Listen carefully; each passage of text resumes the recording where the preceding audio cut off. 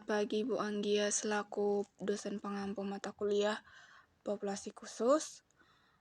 Di sini saya Irida Sinaga dengan nomor NPM 2020 0150 0527. Di sini saya akan mempresentasikan tugas dari mata kuliah populasi khusus, yaitu mengenai kajian populasi khusus tentang klien perempuan, anak, dan manula, di mana saya akan memberikan materi tentang pelecehan seksual pada anak perempuan.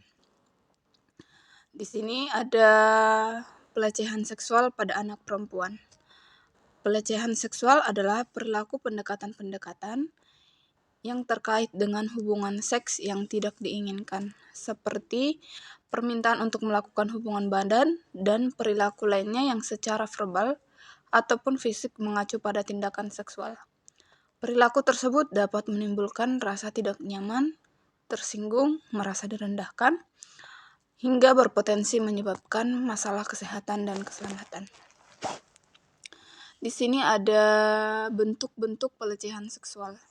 Yang pertama adalah komentar pada penampilan fisik dengan cara yang tidak sopan.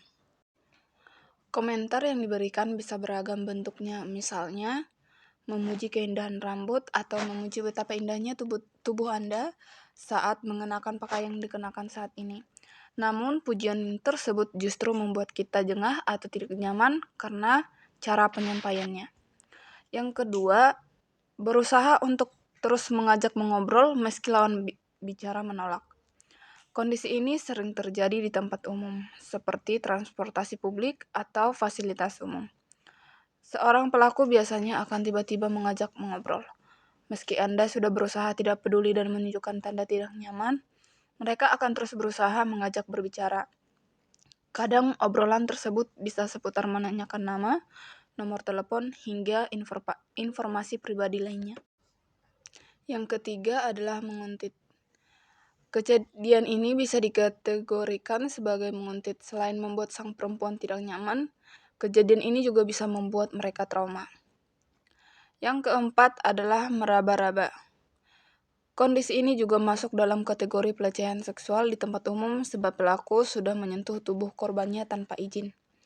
Yang kelima adalah masturbasi atau menyentuh alat kelamin. Pada Oktober 2020 mencuat kasus seorang pria yang memamerkan alat kelamin di pinggir jalan area Kelapa Gading, Jakarta Utara.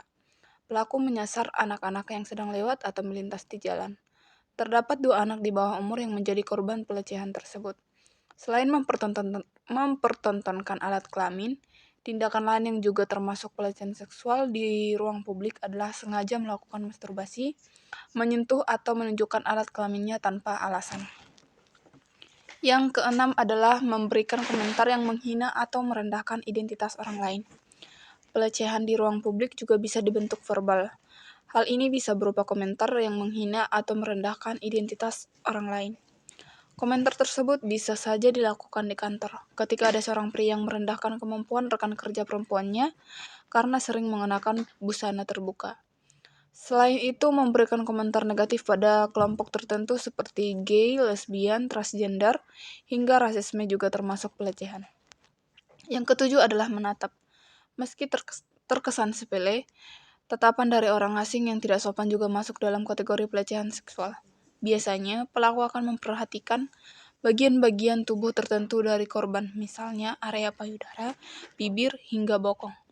Pandangan tak sopan tersebut bisa membuat korban merasa risih dan tidak nyaman hingga merasa kotor. Yang kedelapan adalah memotret seseorang tanpa izin. Memotret seseorang tanpa izin juga bisa menjadi bentuk pelecehan seksual di ruang publik. Meski foto tersebut hanya dipakai sebagai koleksi pribadi, kita tak pernah tahu apa yang akan dilakukan pelaku pada foto kita. Apalagi kalau foto tersebut diambil untuk keperluan yang tidak senonoh. Yang keempat adalah bersiul. Hal paling umum yang masuk kategori pelecehan seksual di ruang publik adalah bersiul. Ini banyak terjadi di terminal, transportasi umum, jalan raya, dan masih banyak lainnya. Kalimat seperti, "Hai cantik, mau kemana?" itu merupakan bentuk dari catcalling. Begitu juga dengan siulan nakal yang dimaksudkan pada perempuan yang sedang lewat atau dilihat dari kejauhan. Ini masuk dalam kategori pelecehan seksual karena merendahkan perempuan. Yang ke-10 adalah menggunakan cermin untuk melihat rok atau pakaian tanpa izin dan memotretnya. Kejahatan yang satu ini juga banyak terjadi di tempat umum. Perilaku ini dilakukan oleh pelaku karena punya dorongan ingin mengintip pakaian dalam atau melihat lebih jelas bagian tubuh tertentu dari korbannya.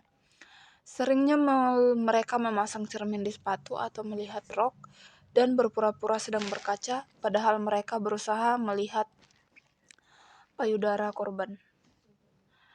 Di sini selanjutnya ada dampak dari pelecehan seksual. Pelecehan seksual bukanlah tindakan sederhana yang dapat dilupakan begitu saja oleh korban. Tak hanya merugikan kesehatan fisik, pelecehan ini juga dapat meninggalkan dampak buruk bagi kesehatan mental. Yang pertama di sini ada meninggalkan trauma. Mengalami pelecehan seksual tentu dapat meninggalkan trauma pada korban. Pasalnya, tindakan pelaku tersebut merupakan hal tak terduga yang dapat meninggalkan rasa tak nyaman, bahkan stres yang berkepanjangan. Terlebih masyarakat justru cenderung menyalahkan korban karena dianggap tidak bisa menjaga diri. Meskipun hal itu tentu tidak benar, korban yang disudutkan terus-menerus biasanya akan jadi menyalahkan diri sendiri. Yang kedua adalah menyebabkan depresi.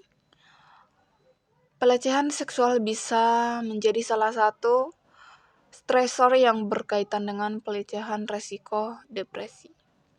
Karyawan laki-laki maupun perempuan yang mengalami pelecehan seksual memiliki tingkat depresi yang lebih tinggi dibandingkan mereka yang tidak mengalaminya. Gejala depresi dapat ditandai dengan perasaan sedih, frustasi, mudah tersinggung, dan putus asa. Yang ketiga adalah mengalami luka fisik. Korban pelecehan seksual juga dapat mengalami luka fisik yang membekas dan menyakitkan.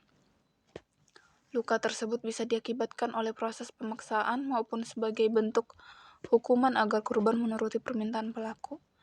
Tak jarang luka fisik yang dialami korban cukup serius hingga memerlukan perawatan intensif. Luka fisik juga tidak melulu dilakukan pelaku secara langsung. Ini juga bisa dilakukan korban sendiri karena sedang diancam pelaku. Yang keempat adalah meningkatkan gangguan tidur dan resiko hipertensi. Siapa sangka pelecehan seksual juga dapat menyebabkan korban berisiko mengalami penyakit jantung. Menurut riset dalam jurnal JAMA Internal Medicine 2019, pelecehan seksual erat kaitannya dengan masalah tidur dan tekanan darah tinggi.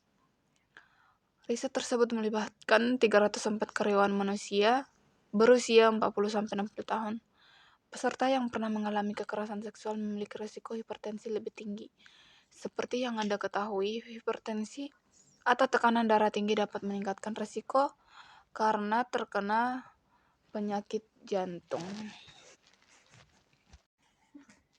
Selanjutnya, ada beberapa penyebab pelecehan seksual yang terjadi. Yang pertama itu, korban mudah ditaklukkan.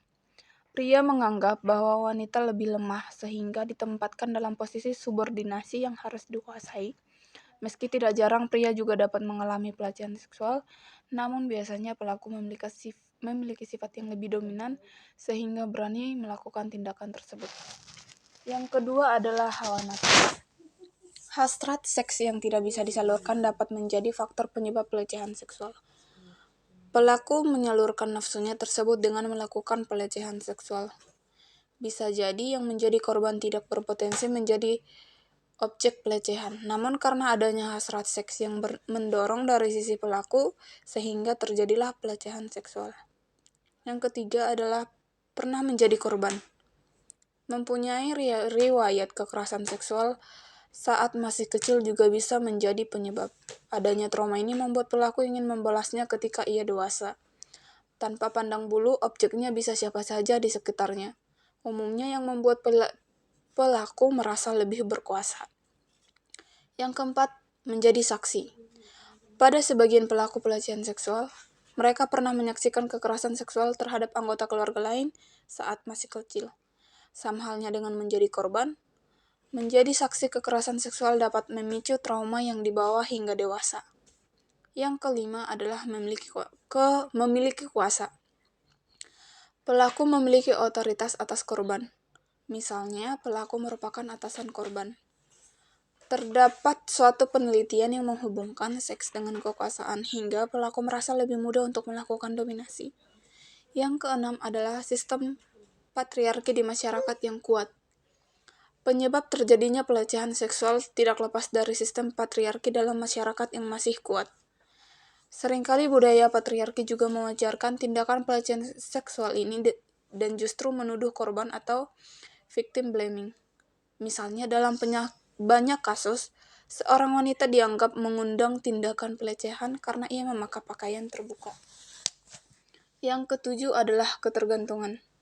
Ketergantungan obat-obatan terlarang dan minuman keras dapat memengaruhi seseorang untuk melakukan pelecehan seksual. Hal ini bisa membuat seorang melakukan tindakan tersebut dalam kondisi tidak sadar karena pengaruh obat dan atau alkohol. Yang kedelapan adalah fantasi seksual. Ada beberapa orang yang memiliki fantasi seksual dengan unsur kekerasan atau melecehkan. Misalnya, akan terangsang jika membayangkan mengikat pasangannya dan memberikan rasa sakit. Preferensi satu orang dengan yang lain bisa berbeda, dan hal ini juga dapat memicu terjadinya pelecehan seksual atau kekerasan seksual. Berikutnya, di sini ada temuan kasus yang saya temui, dan saya sudah melakukan wawancara terhadap klien tersebut. Berikut temuan kasus yang telah saya temui, yaitu tentang seorang perempuan yang mengalami pelecehan seksual. Klien berinisial TR merupakan seorang mahasiswa tingkat akhir yang juga merupakan salah satu korban pelecehan seksual yang dilakukan oleh kakek TR. Pelecehan terjadi saat TR duduk di bangku kelas 6 SD dan TR berusia 12 tahun.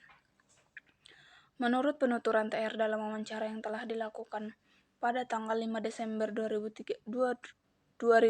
lalu, pelecehan yang dialami oleh TR yaitu TR mengalami pelecehan di mana kakek TR menyentuh area vitalitas TR namun tidak sampai pada tahap pemerkosaan. Menurut pemaparan TR, awal mula peristiwa itu terjadi ketika pada saat itu TR sedang sakit. TR berada di kamar sendiri. Kebetulan kamar TR tidak memiliki pintu yang terkunci, jadi siapa saja bisa masuk ke kamar tersebut. Sekitar jam 9 malam, pada saat itu, TR posisinya tidur membelakangi area pintu. Dan TR tidak bisa melihat siapa yang masuk ke kamar tersebut. Namun dia merasa ada yang naik ke ranjang tempat tidur TR. Kemudian orang tersebut memegang pundak TR dan dari aromanya, TR bisa mengetahui bahwa orang tersebut adalah kakek dari TR. Kemudian pada saat itu, kakek tersebut memegang tangan TR dan berkata, "Wah, kamu panas banget." Kemudian sepersekian detik, TR merasa antara sadar dan tidak sadar, tangan kakek tersebut masuk ke baju TR dan ke daerah kewanitaan TR serta kakek TR menggesek-gesekkan tangannya. Reaksi TR pada saat itu kaget, namun dia merasa tidak bisa menggerakkan badannya dan tidak bisa melawan kakeknya. TR juga nggak tahu apa yang dilakukan oleh kakek TR karena untuk umur anak kelas 6 SD di kampung, membicarakan hal berbau seks sangat tabu untuk dibicarakan. Namun, naluri TR sebagai manusia, hal yang dilakukan kakeknya kepada cucunya merupakan hal terlarang dan salah. Dan setelah itu, kejadian tersebut berlangsung setiap hari sampai TR tidak ingat jelas apa saja yang dilakukan kakeknya kepada TR. Hingga pada saat di SMP menuju SMA, ketika kakeknya melakukan hal tersebut, disitulah TR sudah mulai melawan kakeknya dengan cara menepis tangannya, menggulingkan diri, hingga apapun itu agar TR bisa menghindar dari kakeknya. Karena pada saat itu, TR belum berani membicarakan hal tersebut kepada orang lain. Hingga pada tahun 2020 pada masa pandemi, TR mengungkapkan hal tersebut kepada nenek TR karena nenek TR sering bertanya-tanya kenapa TR tidak mau ditinggal sendiri di rumah. Disitulah awal mula nenek TR tahu tentang kejadian tersebut. Karena setiap kali neneknya pergi, TR tidak mau ditinggal di rumah. Pada saat itu nenek TR bertanya-tanya, kenapa kamu tidak mau tinggal di rumah? Karena TR juga merasa capek jika ditanya-tanya tentang masalah tersebut. Masalah kenapa dia nggak mau ditinggal di rumah. Disitulah TR menceritakan kejadian tersebut kepada nenek TR. Dan pada saat itulah TR jujur kepada neneknya. Selain kepada neneknya, TR juga menceritakan hal tersebut kepada pasangan TR. Selanjutnya, permasalahan yang sering muncul. Saat ini, TR masih mencoba untuk berdamai dengan keadaan tersebut. Karena kejadian tersebut, TR merasa ada perubahan signifikan yang muncul kepada kepribadian TR, seperti TR mengalami trust issue kepada orang lain dan TR merasa dia sudah sangat kotor dengan dirinya sendiri. Kadang ketika dia teringat masa tersebut, ada saatnya dia ingin mengakhiri dirinya sendiri, bukan hanya sekali, namun berkali-kali. Namun pada saat ini karena TR sudah jauh dari kakeknya, kebetulan pada saat ini TR tinggal sendiri, ngekos sendiri, sambil kuliah dan kerja, jadi dia merasa harus membuka awal yang baru dan tentu TR sudah mulai perlahan-lahan melupakan hal tersebut dengan melakukan aktivitas yang mungkin bisa membantu TR melupakan kejadian tersebut. Selanjutnya di sini ada analisa kebutuhan klien. Klien membutuhkan tempat yang menurut dia aman serta teman cerita yang bisa mendengarkan keluh kesah TR sehari-hari. Selanjutnya di sini ada potensi yang dapat dikembangkan dari klien tersebut. Selama wawancara, klien memiliki pemahaman yang positif. Ia dapat mengambil ilmu dan kebaikan dari sebuah tindakan yang tentu secara umum merupakan tindakan yang sangat merugikan dirinya. Selama wawancara, saya melihat klien memiliki penerimaan diri yang baik, memahami apa yang menjadi kebutuhan dirinya dan tidak bersikap denial terhadap segala bentuk emosi yang diterimanya. Klien dapat mengembangkan kemampuannya dalam memahami suatu hal dan mempelajari ilmu baru dari pengalaman, dan dapat memotivasi juga mengedukasi orang sekitarnya agar tidak menjadi korban maupun pelaku segala bentuk pelecehan. Selanjutnya di sini ada kendala dalam wawancara. Secara umum saya tidak merasakan kendala yang berarti ketika wawancara karena klien cukup terbuka, jelas dalam menjelaskan setiap detail kejadiannya. Permasalahannya muncul dari diri internal wawancara itu terlalu dalam permasalahan klien sehingga saya merasa kurang objektif dalam memandang kasus pelecehan. Untuk layanan BK yang tepat di sini ada 3, yaitu klien membutuhkan konseling individu, layanan informasi, serta alih tangan kasus. Demikianlah presentasi yang bisa saya berikan, yang bisa saya sampaikan. Semoga materi yang telah saya sampaikan boleh bermanfaat bagi kita semua. Terima kasih buat Bu Anggia selaku dosen pengampu mata kuliah populasi khusus. Terima kasih.